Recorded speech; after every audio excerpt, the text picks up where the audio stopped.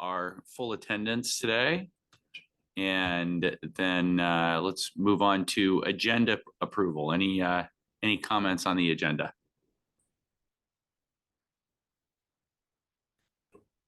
You wanted to add a report out on the splash pad? Yeah, I'd like to add another discussion item, just an update on the splash pad project at Snoqualmie Community Park. Okay. Good. With that, I'd make a motion to approve the agenda. Second. Okay. Seconded, thirded, approved. All right. And is there anyone? There doesn't appear to be anybody here for public comment. Is there anyone online who's wanting to make public comment? No attendees. No attendees. Okay. All right. Then we're going to move on to the approval of the minutes dated March 19th. I'm good. Second. All right. Minutes are approved. Let's move on to discussion items. NPDES stormwater update. Patrick, do you know who's going to talk about this one? Oh, great. Mr. Fry, come on up. Thank you, Jimmy. Share my screen. Works. Looks like it works. Oh, evening, Mayor, council members, staff. So as some of you might know and some of you might not, the stormwater annual permit is due March 31st every year. It's April 2nd, so it was submitted on time. But I figure it's also now just a good time to, kind of just talk about the NPDES stormwater requirements, just so you guys are appraised, and then also, what has pretty much happened in the past year. Could you just remind Councilman Holloway and Councilman Cotton what NPDES means again? Yep, I'm getting there a little bit. Okay. Yeah, so the NPDES stormwater is a National Pollution Discharge Elimination System. And so really that's a long. Is NPDES 2? Say again? Isn't this the second? This is NPDES 2. We're a phase 2 municipality. Yeah. Yep.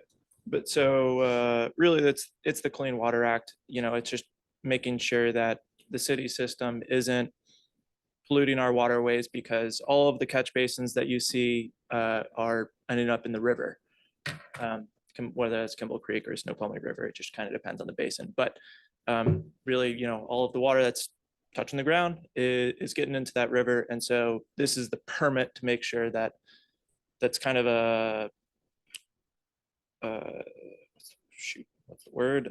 Just guiding us on how to make sure that that water is clean. And so we are what's called a phase 2 municipality, which is what Councilmember Holloway mentioned, which is just means smaller city. Phase 1s are like Seattle, King County, and we're just a phase 2, which really just means our requirements are generally like 5 years behind the phase 1. So, their phase 1 municipalities are the guinea pigs, and then the phase 2s are just get everything 5 years later. So can I just ask a clarifying question that, so we're responsible, all the stormwater, everything that ends up in the sewer, we're responsible for cleaning that before it goes into the river. What about things that go into like water that goes into Kimball Creek, that sort of thing, and doesn't go through a water treatment center before it ends up back in the river? Yeah, so that's like our storm system, right? The catch basins you see at the, out in the corner of the road, those don't go to the storm or the wastewater treatment facility. They go to essentially the river. A lot of the times there's detention facilities, water quality facilities along the way, but they're more stormwater focused as opposed to wastewater focused. Okay, all right. So then what we've got going to the to the treatment center, that's just our sewage. Exactly. Okay, all right. Yep, that's ideally. We could get into that if we wanted to, but well, yeah, so exactly. Just what's going down the toilet, that's going to the wastewater treatment plant.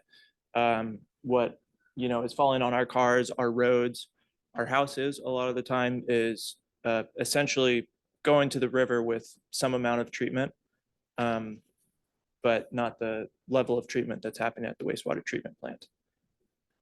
Understood. Thank you. Yep. So there are 8 components to this NPDES stormwater permit. The first one is stormwater planning. So that's really, the planning that goes into making sure that any sort of new development and just forward thinking is including the stormwater requirements. So a general example would be just adopting the King County Surface Water Design Manual, which essentially is, guides all stormwater practices. Then the second component is public education and outreach. So we as a city are required to, reach out to the public and kind of try to educate them on how to be good stewards to stormwater. So, that could be making sure that citizens pick up after their dogs. It could be, trying to encourage them to use car washes rather than cleaning on the street with their soaps, that kind of outlook. Public involvement, which is really just allowing the public to get involved if they want. System mapping, which is just ensuring that we know where everything in our system is. Illicit discharge detection and elimination, IDDE for short, and that's being prepared for spills is really the big one of the IDDE. So, when things happen, car crashes, people just dump whatever they want on the ground, and the city being prepared to go and, prevent that from getting into the Snoqualmie or Kimball Creek. Controlling runoff from new development and redevelopment. That's, exactly what it sounds like. It's just making sure when construction's happening that they're not just silting up the rivers. Operations and maintenance, that's just good housekeeping, keeping the whole system running smoothly. And then this newest component, it just got started this past year, 2023. That's source control program for existing development. So that's really private business inspections is what that component is, which I'll dive into a little bit later. So 2023, the planning portion was a little light. Not a ton of new requirements for 2023, which was a nice break. But what was required was finalizing the Stormwater Management Action Plan. That's the SMAP. We've talked about it a little bit in the past, so I'll try to spare you the details tonight. And then it's also just documenting and prioritizing ranked list of receiving water. So again, it's planning. So it's trying to think about how we as a city can work on improving impaired watersheds. And just for your reference, Kimball Creek is what we decided we're going to try to be focusing our efforts in the next few years. As far as education, outreach, and public involvement, we implemented a behavior change campaign. We offered 18 planting events, and then we just promoted the spill hotline. We provided pet waste cleanup and virtual citizens academy. So that's how we were reaching out to the public. Too far. As far as operations and maintenance go, of the 3,000 catch basins we have, we inspected, call it 1,600, and we maintained, meaning we cleaned out or repaired 230 of them. Of the 62 facilities we have, so think, ponds, swales, that kind of vaults, that kind of item, we inspected all of them, and we performed some sort of maintenance on 20 of them. And as far as the IDDEs, we had a total of 375 inspections, and we ended up having to do maintenance is what I called it, but cleanups or some sort of other IDDE prevention for 13 different facilities or locations. IDDE is Illicit discharge detection elimination.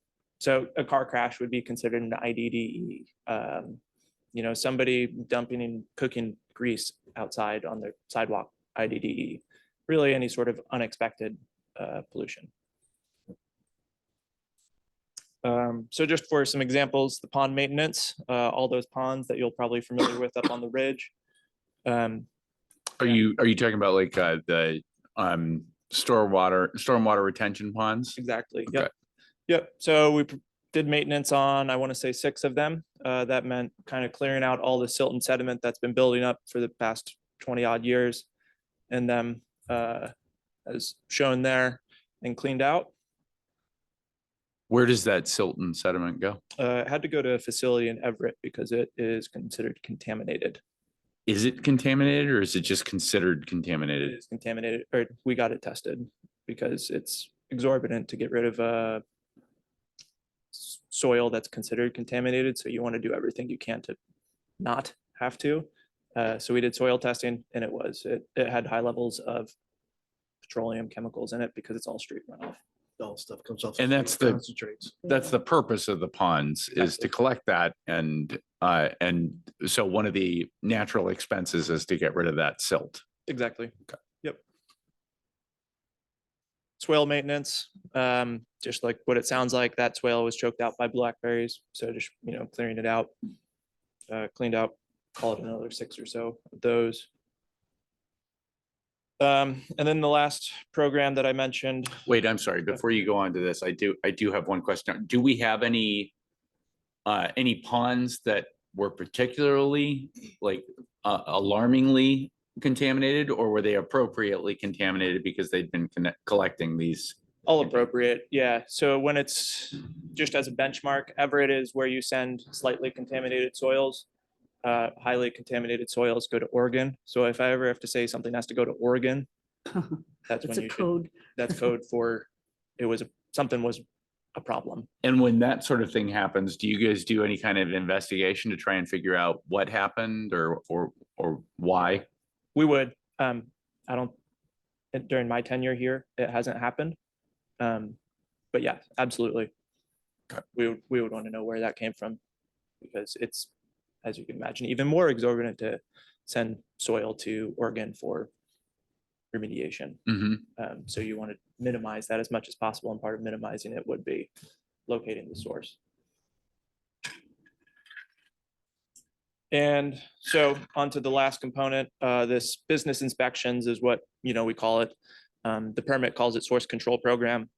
But really what it is that we have to now inspect 20% of businesses for potential stormwater concern. These are private businesses.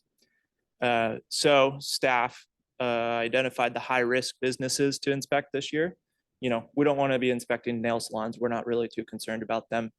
But the goal is to, be inspecting these high risk ones. Think Jiffy Lube or automotive industries, not to malign Jiffy Lube. They ran a pretty clean shop, but the automotive. They're dealing with industries- a lot of contaminants. Exactly. They're dealing with a lot of hazardous waste. There's a lot of potential for runoff there that, are worth just making sure that they're, running a tight ship and that we're not getting some runoff from these businesses into our storm system. Because, if a automotive business, for example, had a 55-gallon drum that was leaking oil, that leaking oil would probably end up in our storm system, and then we would be on the hook for making sure that it's clean, as well as it's just bad for the environment.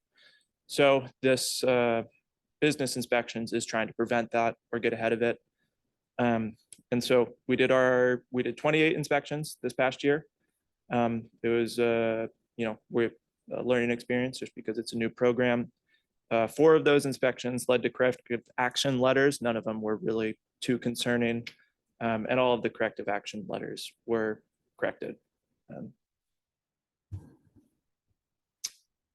And that's it. The fill up to his armpits in a pond. Yeah. Oh, yeah, he is in that picture, isn't he? Boy, it's just below the waiter. the No, top it of the got into waiters. his waiters, don't worry. Is he just out there going, there's a contaminant, there's a contaminant? He doesn't have to identify them all himself, does he? Individual. forms. Individual, okay. Yeah. That looks like- Specifically, I think that's the picture right after he dropped the wrench. Oh, Does a wrench count as a contaminant? It was a wrench that he borrowed. Oh, oh, man. Oh, This looks man. like up by, over at, like by Habitat, that pond over there, but behind the trail. Is that the one? It Where all may- the frogs are over there? Yeah, it may have been. Which pond? The one behind Orchid, the Orchard, the Habitat for Humanity Development. Oh, yeah. Down there, there's that, because the fence line looks like fence that, well, which is around a lot of them, but. Yep. Yeah, So that's likely a stormwater pond. I'm trying to still, you don't mean off of Gravenstein Court? yeah, Oh, we cleaned that one last summer. yeah, okay. Yep. Okay. So then it sounds like our system is working appropriately. Yep. And that our citizens are, and businesses are doing what they're supposed to be doing. And when they need to correct things, they're correcting them. Sounds like everything's going well. On the whole, everything's going really well. Okay, great. Any problems with the breweries? Just personal knowledge or? No, actually, Christine, she was the one leading the, I don't know if you've met her, but she was the one leading the source control inspections, and really she had absolute glowing reviews about Snoqualmie Brewery. She had nothing, she spoke, and that's not to say anything bad about No Boat. But You know, that's interesting because I heard a comment from No Boat owners. I don't know if we should have any rumors or anything. Well, that they wanted more information, like publications for the businesses, and because it was a new procedure, I Yep. don't think there was anything printed up yet for the city to hand out to the businesses, was all I was gonna. Sure. Yeah, we Right. do have, we had some handouts, and the breweries was a little bit of a hole, where we had handouts for restaurants, we had handouts for automotive industries. Oh, okay. Breweries was a whole. And so actually since that inspection, because that was Chris's feedback was, hey, we need More this- guidance. more guidance and handouts for more specific businesses. Oh, okay, cool. So since then, that's been generated. Perfect. Great So- observation. You guys are on top of it. So the requirement is 20% of businesses inspected, Well, Yeah. engaged. it's 20, you have to do 20% inspections of the businesses. So just for simplicity, let's say we had 100 businesses, you have to do 20 inspections. Inspections, if they're re-inspection, then that could count. So it doesn't necessarily have to be 20% of the businesses. It could end up being 18% or something like that. And what category of businesses were you focused on? High risk is how it gets labeled. High risk ones are,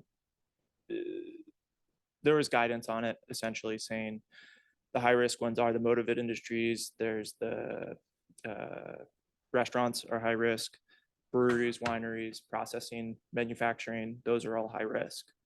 And so it was just identifying those ones by, following ecology guidance. Okay. Great. Anything else on this one? All right. Who's talking to us about commission versus citizen advisory member discussion? I think it's going to be a team effort. So our Parks and Events Commission is down members, and we haven't had any applicants. So we wanted to float the idea of possibly combining the groups and having a citizen advisory member of this committee, non-voting member, but would sit up here and provide, another point of view on anything that came before you. And we would just do away with the PEC commission. I mean, I'm the liaison to the Parks and Events Commission, so yeah, I guess if that was a It's an idea. Well, and I'm trying to understand. So you have a Parks and Events Commission. We're having a hard time recruiting members. So we're talking of downgrading it to an advisory group, which would be one person who would come in here and talk to us about parks and events. I would consider them sitting up here and participating as a citizen representative on this committee. The, Oh, I see. the, the PEC I wasn't is, tracking, that's why I had to ask. sorry, the PEC is really duplicative. A lot of their charter was when we were in the expansion and growth phase, and they were advising on new playgrounds that were being put in by Quadrant as the city developed. We're out of that business now. And so we have staff supporting the commission. I think they made it 7, right? Yeah, After 7 and 9 Yeah, so that's or 8:30. Yeah. that is a burden on staff who have been at work all day. I mean, it really has. It's not insurmountable, but it is. And the commissioners themselves are getting frustrated because they really don't have a charter anymore, because the stuff that they used to do, you know, they get to vote on a playground once a year because we do one playground a year. And I think we spent 7 months talking about the rules. Yeah, bylaws. So, yes. So 2 questions. So you're talking about doing away with the PEC committee or commission and bringing their member, or at least one member over, a citizen over to this commission. What's their role in events? They just, Or is they've received reports after events. Oh, so they don't plan the events Nope. or set them up or anything like that? No, Okay. we provide a report after the events to the commission. Oh, They were instrumental in making recommendations when we did Riverview Park. The plan that we went with Riverview Park was the one that the Parks and Events Commission decided on. But to the point that's being made here, that it's a lot of staff hours for, it was a very good return. It's a great park, very successful park. People love the park. So no knock on the work that they did, but if it can be combined, that makes a lot of sense. So, so what other value have you, you've been attending these meetings now for what, like a year or so? Well, you know, since I joined council, so what's that, like 6, 7 years? Something Nope. like that? Anyways, so you Give or attend the take. meetings. I mean, are there things that you think they should be focusing on, or? You know, I guess I would say that if they're going to exist, they should have a bigger voice than they do in these things. I'm not necessarily saying that commission should have a bigger voice in events, I think, or parks than they do. But that might be an indicator that it's not necessarily a vital commission. But I think it would be good to have a citizen representative who can regularly speak to this committee on these issues. I'm not sure how you'd identify that citizen, though. So, wait a minute, I guess I got an issue. I hadn't thought about that. Because the commission is there for us to get community input on subjects of interest to that commission. And if the frequency of stuff and is such that we would be better served by doing focused engagements on new parks as they come along, whatever, than by commission, then maybe it's time to decommission.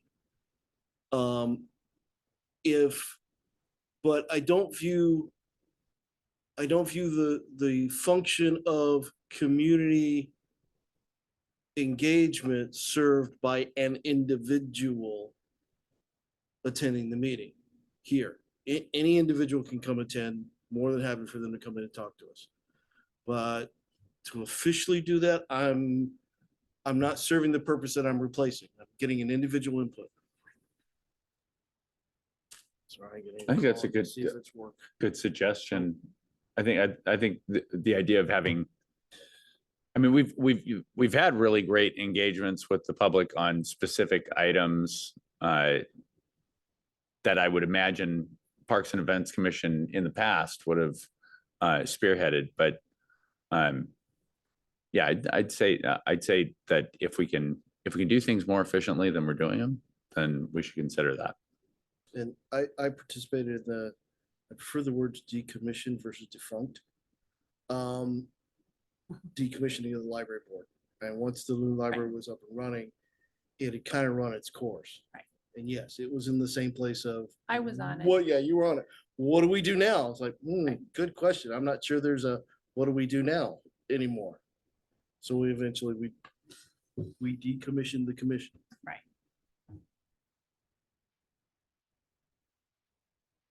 And there's no reason to have people meet just to have people meet. If there's no, I Or- think there's some frustration there, thinking they may have I guess, more things to review or more things to do in that commission, but I don't think there has been Right. a lot to do. So, I mean, you can speak to it.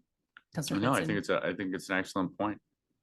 Do you foresee in the future that there would be more for them to do or not, since the building and parks and things like that is kind of reached its, So the Parks Playground program is $600,000 a year.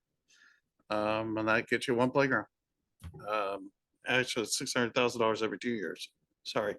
That gives you one playground or two little tiny playgrounds every 2 years. So really that function, no. Their interests don't necessarily align with what our priorities that we received from council and how the budget was set up. You know, there's a great interest on the commission about the trail system, Mhm. but the trail system was not part of the budget and was Right. not part of the focus of the budget that when it was constructed. So for that 2-year cycle, there really isn't much focus being, the same level of focus that they desire was not being focused on the trail system. And we had people leave the commission that were deeply upset with us because we weren't doing anything on the trails. But we didn't have the resources to do anything on the trails. We're doing maintenance on the trails, but you know, they have grand designs of signage and all these things that cost money that we just simply did not have. So there is a little bit of misalignment of views. I do believe they also exist to be your park experts and give you a different point of view than what I was providing as a public works director. I don't know if any council members ever, use them in that manner. But instead of this, I can't remember your word, sorry, chartering, decommissioning. Decommissioning. Instead of decommissioning, maybe we move their meetings to quarterly or something that makes a little more sense. Or maybe we need a different committee, a different commission. You know, if there is a passion about the trail system, maybe we need to consider something along those lines, something that's more focused, or I don't know if there's another level that isn't a commission, maybe a what's the parks and ad hoc open committee or spaces, what? parks and open spaces, trails, the things that we're putting input into this week. Well, certainly their charter covers the trails. It Yeah. just, because the budget was set for 2 years, Yeah. it was incumbent on me until a few months ago to bring that forward in the budget discussions this year that, hey, there's a lot of input on trails and this is desired.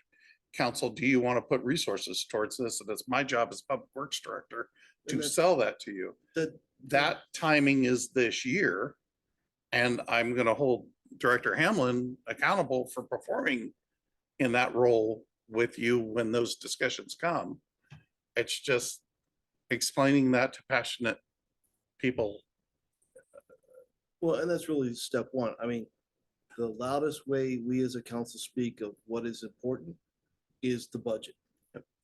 And if you set up a commission contrary to what's in the budget, you'll get to the conflict he mentioned before.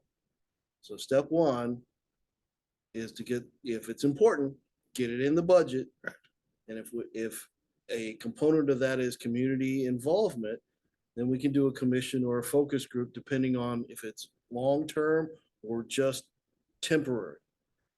If it's just to review this trail, we should just set up an ad hoc group. But if it's going to be an ongoing concern, then we set up a commission. Correct. And what little trail money that we did, I mean, there was a little bit of trail money in there.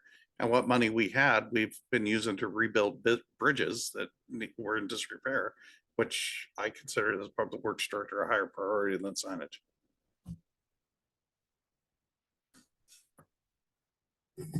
Yes. I think with the plan that's going on right now with the open space plan, that there may be some work there in a little, I don't know when, once they come back with the report, which will probably be later this year. There might be some input required there for residents. So there might be an opportunity there for parks and events to dig in and do some of that work. I don't know what that looks like, but I don't know that we have. It's going to be really abbreviated because of the deadline that we have because of the comprehensive plan. So, and budget. and budget. Right. So we really need to be wrapping up the pros plan over the next 3 months.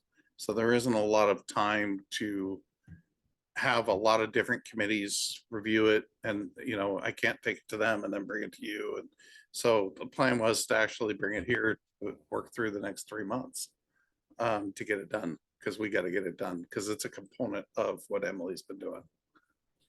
And it's got to be wrapped up by August. Right, but projects that come out of that would be yes. something that they would focus on, not necessarily the plan itself. But, you know. So in that case, why don't you consider suspending the committee, asking them to come here and help us with that review? And in the meantime, look at, do we need to decommission, reduce the frequency, reduce the size? You know, pick one or two, or what do you want to do? Okay. I think I should go talk to Peck at the next meeting Say again. when we have a quorum. Yeah, I think I should go talk to Peck at the next meeting and discuss this with them. That's the other problem. We can't have meetings right now because we don't have. We can talk to people over there. You can have individual discussions of, Yeah. what do you think we ought to do with the commission? Isn't that a serial meeting? Only if it's at breakfast. Okay. Okay. So is that the plan then? Yeah. Okay. All right. Well, let's move on. Shall we move on to discussion item 4? The update on the splash pad at Snoqualmie Community Park. It broke ground last week. Patty? Evening. Hey, Yeah, so the splash pad, it broke ground last week, which is a little bit later than I was hoping for. It took a while to get Department of Health permits or get that permitting process through. That being said, we are still targeting the July 1st opening date for the splash pad. There's not a lot of wiggle room in there for any delays. So again, still hoping, and it looks good that we will get it done by July 1st, but it's more tenuous than it was 6 months ago, when the permit process was still looking more hopeful than it ended up being. and now when I drove by it the other day, just down Ridge, I didn't go up into the park, but is the bathroom still? Bathroom's still open and accessible. It's open and accessible. What about that path between the parking lot and the bathroom, or and beyond the bathroom? So if you're going to like the soccer fields, Mhm. so unfortunately we have to close that down, and there's a detour going over by the school and then up the hill and then around. So not an efficient detour. So nobody's going to do that. Yeah, and people are just going to probably walk on the grass, and that's fine. It's grass, people can walk on it, assuming that they have that capability. But for, ADA accessibility, we just had to detour up and around the hill. As long as people aren't going into the construction site, then it's a park. Okay. I am happy to report that we have 2 people currently trained to operate it, and Patrick actually just got approved to take the class too. So we will have multiple personnel on staff already certified to operate the splash pad when it comes online. How will that work as far as, is there, when it's up and running after July 1st, will there always have to be a city person on site there to monitor things, or? A certified pool operator will respond to the site first thing in the morning, and they will do morning maintenance duties, which will take about, I would budget an hour until they're used to it, and they ought to get it down to about 30 minutes with efficiencies. Clean the strainer baskets, backwash the filter, check the chemical levels, skim the tank, etc. Inspect the area for broken glass, all those standard things that they do on a daily basis. And then timer will kick on at a time we set, whether it's 9 or 10 a.m. around in there. It depends on how long it's going to take the guys to get it done. We'll figure that out. And then it will run unattended because there's no standing water. This is all water that just sprays and goes straight down a drain. And then for at least the first month or 2, staff will be going there regularly to just check things until we get the system balanced. And then ultimately it will boil down to staff are visiting it twice a day, once in the morning, once at the end of the afternoon, just to check the numbers to make sure everything's okay. Okay, any other questions on that? Then I think we're at the adjournment one. So move. Second. We're adjourned. Thank you.